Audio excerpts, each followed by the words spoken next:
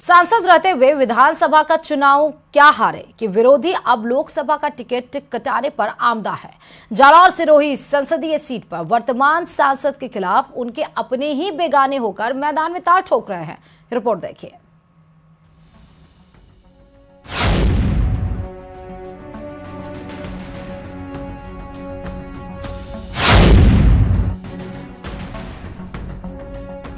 सांचौर से निर्दलीय विधायक जीवाराम चौधरी के अगल बगल में दो चेहरे दानाराम और नरेंद्र हैं, जिन्होंने 2023 के विधानसभा चुनाव में जालोर सिरोही के सांसद देवजी पटेल की सांचौर विधानसभा चुनाव में जमानत जब्त करवा दी।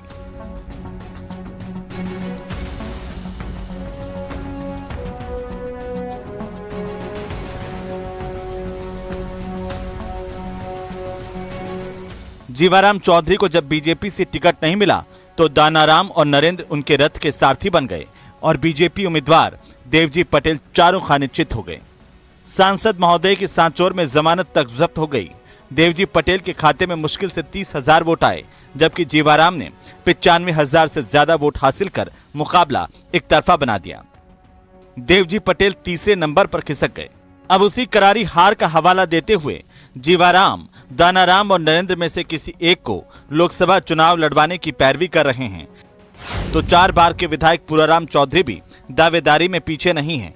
अपनी वरिष्ठता का हवाला देते हुए बीनमाल के पूर्व विधायक खुद को टिकट का प्रबल दावेदार बता रहे हैं, तो दानाराम चौधरी इलाके में अपनी सक्रियता और स्थानीय समीकरणों के भरोसे टिकट दिए जाने की मांग कर रहे हैं। पार्टी वाले स्टार्ट से ही टिकट दे रहे थे, ऐसी बात नहीं दे रहे। 2009 से मेरे को कहने लड़ो, मगर मैं नहीं लड़ा चुनाव, क्योंकि मैं लगे चुनाव लड़ना था। इस बार हार गया। पार्टी यदि टिकट देती है मैं चुनाव बनने। बड़ी बात है ना, 3 बार के कोई सांसद रहे हो और खुद के विधानसभा क्षेत्र, खुद का विधानसभा क्षेत्र,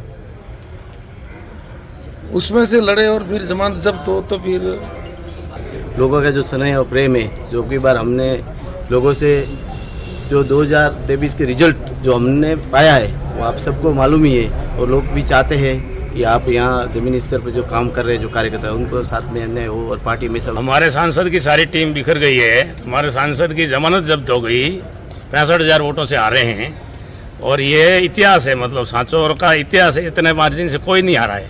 हीरालाल जी भी 45 से हारे थे, ये उनका भी रिकॉर्ड इन्होंने तोड़ा है।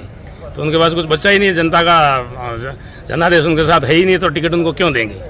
सांचौर से निर्दलीय चुनाव जीतने के बाद जीवाराम चौधरी ने बीजेपी को समर्थन दे दिया। उनकी गिनती वसुंधरा राजे के करीबियों में होती रही है। जालोर सिरोही संसदीय सीट को बीजेपी का गढ़ माना जाता रहा है, मगर इस बार यह मिथक टूट गया। 8 में से 3 विधानसभा सीटें कांग्रेस के खाते में गईं, तो 1 सीट पर निर्दलीय ने बाजी मारी।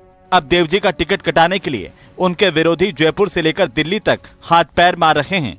राम मंदिर की प्राण प्रतिष्ठा के बाद लोकसभा चुनाव में बीजेपी का टिकट जीत की गारंटी समझी जा रही है, इसीलिए दावेदारों की तादाद बढ़ती जा रही है। बीजेपी नेताओं का दावा है कि पार्टी इस बार सभी 25 सीटें जीतकर हैट्रिक बनाएगी। राजस्थान फिर इतिहास रचेगा। ये चुनाव आने के बाद ही पता लगेगा कि 2 बार से 25 की 25 सीटें भारतीय जनता पार्टी राजस्थान में जीत रही है, और इस बार भी ये लक्ष्य है। एक नजर पिछले 5 चुनाव में जालोर सिरोही सीट के नतीजों पर। 1999 में सरदार बूटा सिंह कांग्रेस से जीते, तो 2004 में बी सुशीला ने बाजी मारी। 2009 में देवजी पटेल भारतीय जनता पार्टी की टिकट पर चुनाव जीते, तो 2014 में देवजी पटेल एक बार फिर से जीते। वहीं 2019 में बीजेपी के प्रत्याशी के तौर पर देवजी पटेल तीसरी बार विजयी हुए। बहरहाल बीजेपी के सत्ता में आने से निर्दलियों का झुकाव बीजेपी की ओर है और जनता में मोदी लहर का जादू।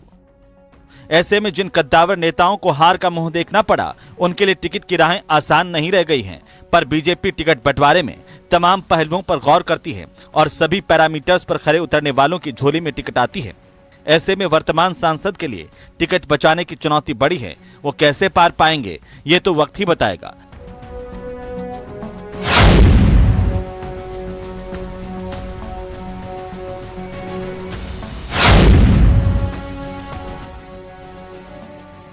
न्यूज 18 राजस्थान के लिए जयपुर से बाबूलाल धायल।